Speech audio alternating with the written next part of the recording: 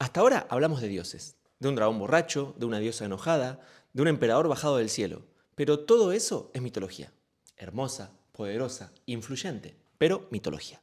Hoy dejaremos el Olimpo japonés y bajaremos a la tierra, porque entre el mito de Jinmu y la creación de los primeros estados reales pasó algo mucho más humano. Un clan se levantó por encima de todos. Construyó tumbas colosales, inventó genealogías, y poco a poco, sin la necesidad de grandes ejércitos o grandes conquistas, se convirtió en la voz que dijo: nosotros somos Japón. Vamos a ver un poco de esta historia. Estamos en el siglo III, más o menos en el año 250 después de Cristo. Japón todavía no existe ni siquiera como idea. En vez de un país, lo que tenemos son docenas de clanes locales, llamados Uji, gobernados por líderes que heredaban el cargo y decían descender de algún dios, espíritu o ancestro heroico. Cada clan tenía su propio territorio, su ritual, su tumba, su historia, su orgullo. Y si alguno se agrandaba demasiado, los demás no dudaban en cortarle las alas. O sea, imagínate un Japón sin emperadores, sin capital, sin idioma común. Solamente eran grupos de familias tratando de sobrevivir, de negociar. Cada uno con su mito, cada uno con su ego. ¿Y qué es lo que todos querían? Obviamente, dominar. Y entonces aparece algo nuevo, algo literalmente grande. Se empiezan a construir los primeros kofun, que eran enormes túmulos funerarios de tierra. El más antiguo que se conoce se encuentra en la región de Yamato y data aproximadamente del año 250 después de Cristo. Lo impresionante es su tamaño. Algunas de estas tumbas tienen más de 400 metros de largo, como 4 canchas de fútbol, pero hechas a mano. ¿Y esto para qué?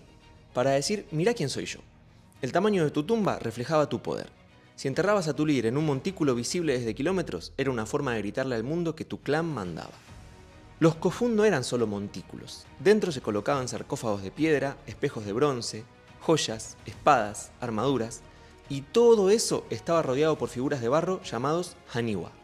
Estos haniwa cumplían funciones simbólicas: proteger la tumba, representar la vida del difunto, acompañarlo al más allá.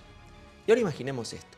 Estás en el año 300 caminando por un campo y de repente ves una colina enorme con forma simétrica y con estatuas de barro con caras extrañas. Lo primero que se te viene a la mente: acá hay poder. Los primeros grandes kofun aparecen en Yamato, y no por casualidad. Este clan, que estaba acentuado en la actual región de Nara, empezó a destacarse no solo por sus líderes, sino por su capacidad de crear símbolos. Supieron usar las tumbas, los rituales y los mitos como una forma de construir autoridad. Yamato no tenía más espadas ni más tierras que otros clanes, pero tenía algo más poderoso: narrativa. Decían: nosotros descendemos directamente de Amaterasu, la diosa del sol, y como nadie tenía cómo comprobar que no era cierto, bueno, funcionó. Con el tiempo, Yamato fue tejiendo alianzas con otros clanes menores. No necesitaban arrasar aldeas, bastaba con ofrecer protección, prestigio y una tumba gigante si te portabas bien. Este fue el nacimiento del sistema Uji Kabane, una jerarquía de clanes donde Yamato se posicionaba arriba y los demás eran clasificados con títulos hereditarios según su cercanía al poder central. Esto es brillante porque no conquistaban, sino que convencían. Te daban un lugar en el sistema, una tumba digna y una tumba con dioses. Listo, no hacía falta discutir más. Habían inventado casi sin querer la ideología imperial, y eso que todavía no existía el imperio. Vamos a ubicarnos un poquito en el tiempo. Los primeros grandes kofun son del año 250 después de Cristo. La tumba del emperador Nintoku, que es la más grande de todas, data de los años 400-450 después de Cristo. Y la consolidación del poder del clan Yamato sobre los clanes rivales data del año 350 al 500 después de Cristo. La tumba de Nintoku en Sakai tiene más de 486 metros de largo y está rodeada por 3 fosos concéntricos. Es tan imponente que durante siglos se pensó que era una colina natural. En esta época también encontramos espadas con inscripciones, como la famosa espada de Inari Yama, encontrada en Saitama. Tiene una inscripción que menciona un linaje guerrero conectado al poder central. O sea que ahora no solamente hay tumbas y mitos, sino que también empiezan a aparecer cosas escritas. Todavía esto no es escritura japonesa, pero de a poquito se siente que estamos entrando en otra era. Por otro lado, mientras en Japón se construían tumbas y linajes, en el continente asiático estaban pasando cosas enormes. En China, la dinastía Han había caído en el año 220 después de Cristo, y comenzaron los famosos 3 reinos. Luego vino la dinastía Jin, que terminó dividiéndose.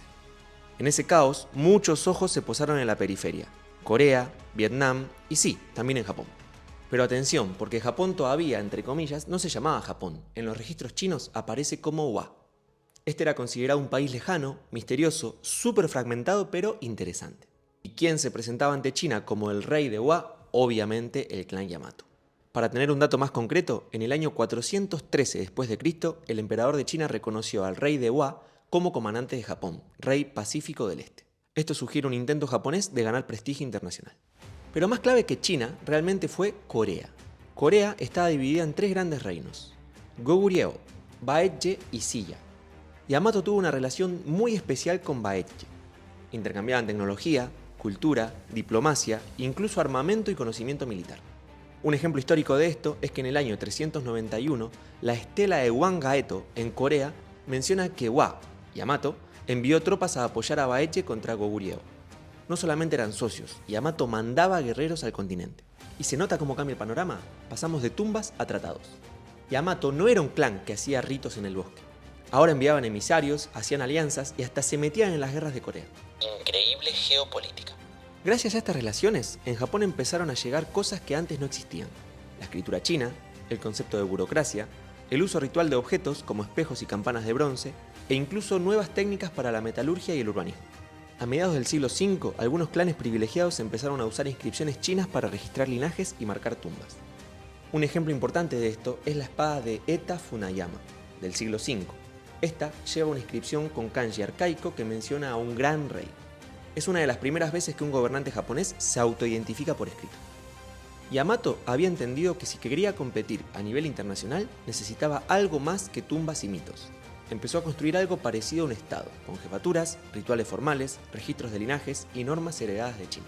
Esta parte es increíble, porque Japón no crea el sistema político desde cero, sino que agarra de China y de Corea lo que funciona y lo modifica. Es como una mezcla entre copiar al mejor del curso y meterle un poquito de tu estilo. Pero ojo, no todo fue importado. Japón tenía su propia forma de controlar, que era el ritual. El poder en Yamato se basaba en la conexión con los kami, los dioses, y en su capacidad de mantener el equilibrio entre lo sagrado y lo político. Y es por eso que por estos siglos aparece la figura del O-Kimi, literalmente gran rey. Este era considerado un líder que no solo gobernaba, sino que oficiaba ceremonias, organizaba festivales y comunicaba con los dioses.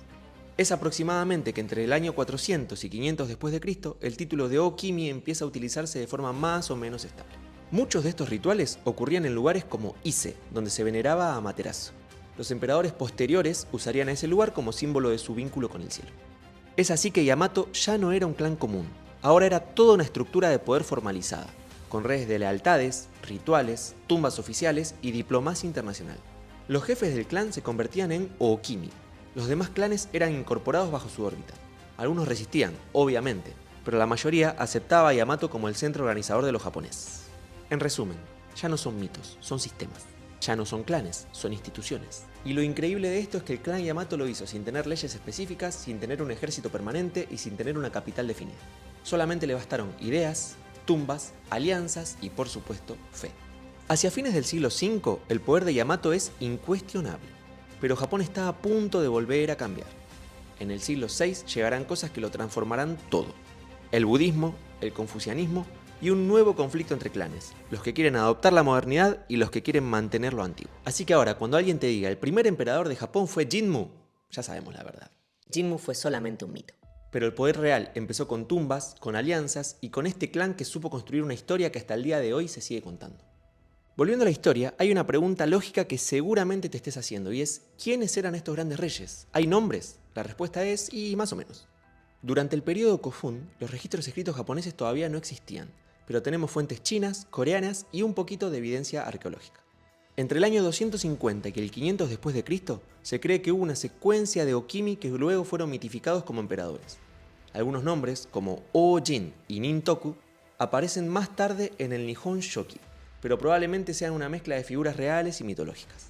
Por ejemplo, el emperador Nintoku es tradicionalmente considerado el emperador de Japón número 16, pero su tumba, el Daisen Kofun, es una de las más grandes del mundo. Eso indica que sí, algo importante pasaba ahí.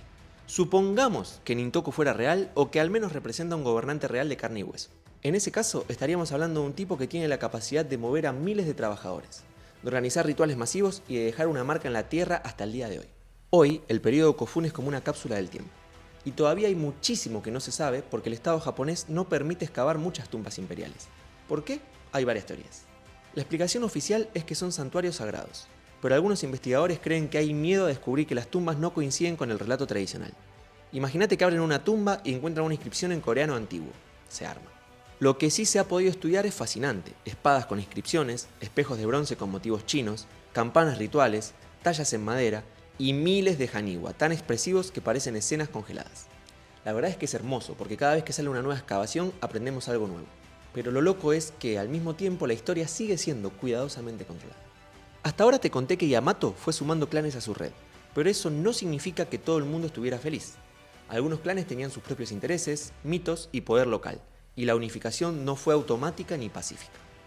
Por ejemplo, en regiones como Izumo o Kibi hubo evidencias de resistencia cultural. En Kibi, actual Okayama, se han encontrado kofun enormes construidos sin influencia Yamato clara. Y lo que sugiere eso es que hubo momentos de competencia entre centros de poder. Algunos clanes aceptaron el orden de Yamato, pero otros probablemente fueron absorbidos a la fuerza.